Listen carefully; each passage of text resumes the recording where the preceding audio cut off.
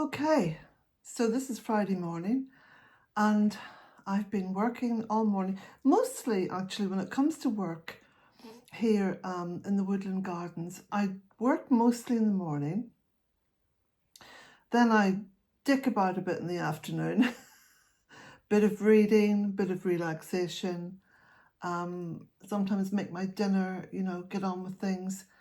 But generally, I'm working from about 7:30, 8 o'clock in the morning through till about midday or 1 o'clock, and then I pick up the work again round about 2:30, 3, and I can keep going right up until late evening. I am blessed to have an amazing amount of energy. I don't know where it comes from. Well, I have a plant-based diet. Now, look, that doesn't suit everyone. I'm not promoting anything here, okay? Don't start saying that you tried it and it didn't suit you, because it doesn't matter. It doesn't matter, okay? I'm just saying what I do and what I eat and what I drink. I don't drink. I know, strange for an Irish woman. I don't drink. I don't smoke. I don't take drugs. I don't have prescription drugs.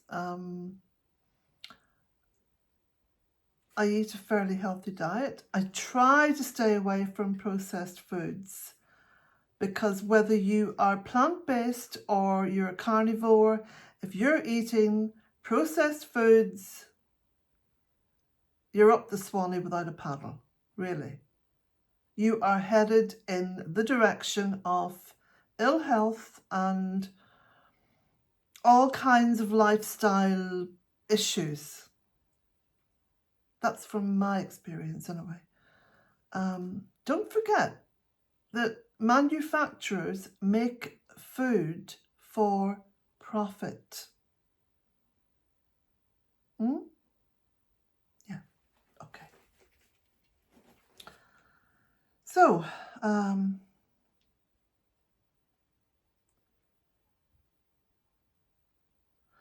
I try to be in bed for about 9, half 9, 10 o'clock latest, because I'm up early, and sleep is time for your body to regenerate, okay? That's common sense, isn't it? So, there we go. So, I've been doing a huge cutback and clean up. Excuse me. And as you can see, I've got masses of stuff to move. Wheelbarrow load of stuff over there. All these cuttings to clear up. I've been cutting back the rose. The rose hadn't been cut back in, getting on for 20 years. So it really did need to have a jolly good prune and then a rejuvenation. And I've taken it back to one stem. Oh, I'm exhausted. And I'm still in my dressing gown. Ooh. Well, I have just about finished cleaning up the veranda. Oh gosh, this has been a big job, because I've moved furniture out and I've moved things around, and everything I've moved out, then I've swept and cleaned underneath. So let me just... I'm a bit breathless because I've only just finished. Okay, here we go. So I've got some things at the end of the veranda there I've got to tidy up. Let me just go out here and then come back in, and you can see. There we go.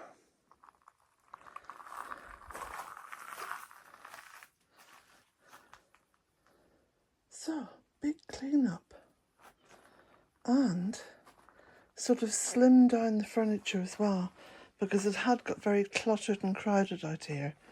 And I thought what it needed was the space opening up. Again, it's all about the energy, letting the energy in. And you know, sweeping up. I still have to do underneath that little table there. I've got to pull that one out. But that's about it. So, how's that looking now? Job well done, I think. Okay, it looks a little bit drastic at the moment, but I have cut back and cut down to some growable stumps. One of the bay trees that was here, because it was completely blocking the view of the garden, and I think I've got about 5 bay trees growing here.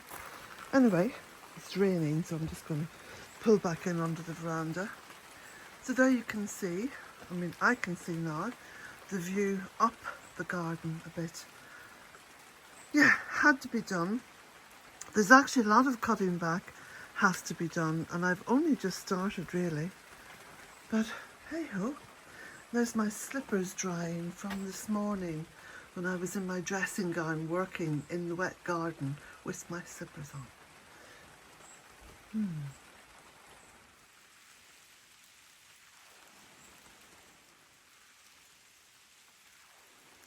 So I've just sat down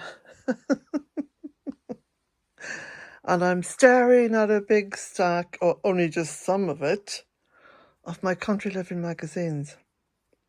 So I'm going to go through them all. I keep saying this.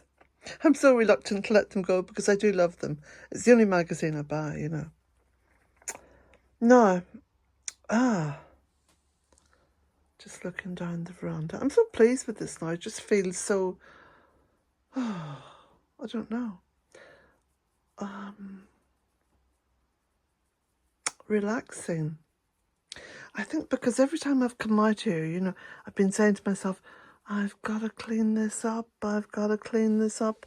And then to finally kind of grasp the nettle and said, yeah, I'm cleaning it up. And that's just what I've done. And it feels good. Now, those country living magazines.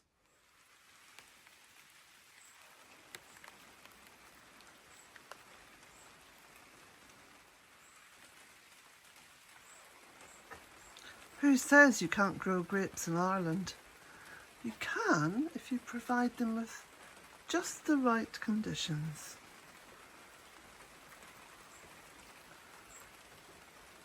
Nice crop coming along for this year. So each year, round about July, August, I prune this cotoneaster to keep it in this beautiful shape.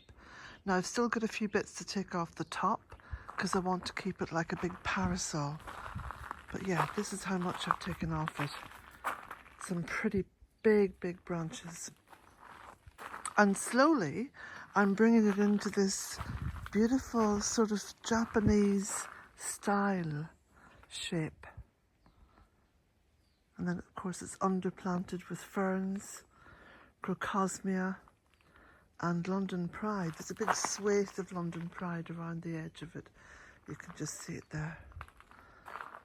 Whew, hard work, but has to be done. Okay. Well, it's been a lovely day. Started off very early, as I was saying earlier in the video. Got a lot of work done. Then I got a phone call from my eldest daughter and she said, do you fancy going down to the beach for a little walk? So I had a quick shower, washed my hair, ta-da! Changed my clothes because I was rather sweaty. And we headed off to Strandhill to the beach and it was wonderful. We walked, we had something to eat, we fed the beautiful crows and ravens down there.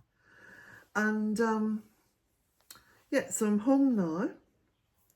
I brought a little treat back to give to Patsy for her tea as well. So she's had that and yeah. So what I'm going to do, I'm going to go out into my little shed at the top of the driveway and rustle about in there because I know somewhere in there there's 3 or 4 of the original Midsummer Murders, you know, with John Nettles, who I adore. And you know, he's a really lovely fella.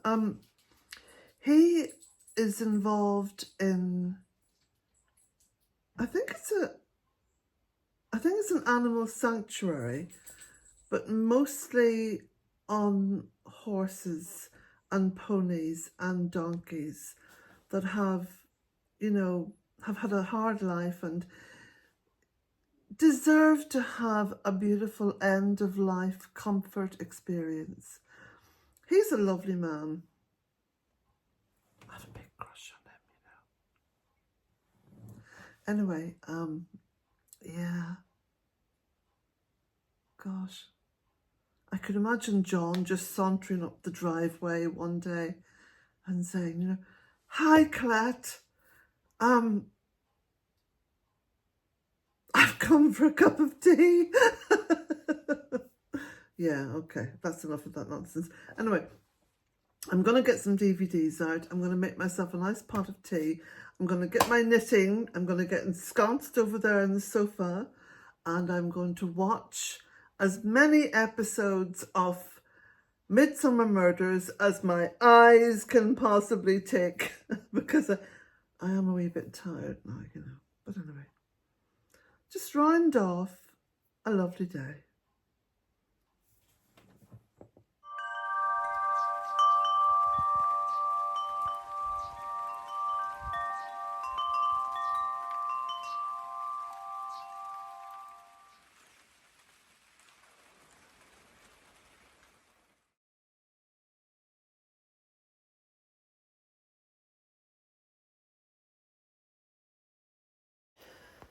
This is how the cottage looked in 2004 when I first purchased the cottage and 3 acres. It is all north facing and wasn't a very good prospect in terms of gardening, but you can see how the transformation of planting trees and nurturing the land and working with Mother Earth has been, quite frankly, amazing. It is a joy to live within this woodland now. This is from the road looking up in 2004, and now looking up. You cannot see the cottage from the road, but you do get a beautiful view of the driveway and from the top looking down. And this was the view from the actual door of the cottage in 2004. And now, of course, it's completely surrounded by the most beautiful deciduous woodland, filled with birdsong and life. And the earth itself has been restored, because what was quite a barren landscape is now beautifully abundant. Blessings to you all, my dear friends, and have a lovely weekend. And the link to all my books you'll find below this video and every other one. Blessings.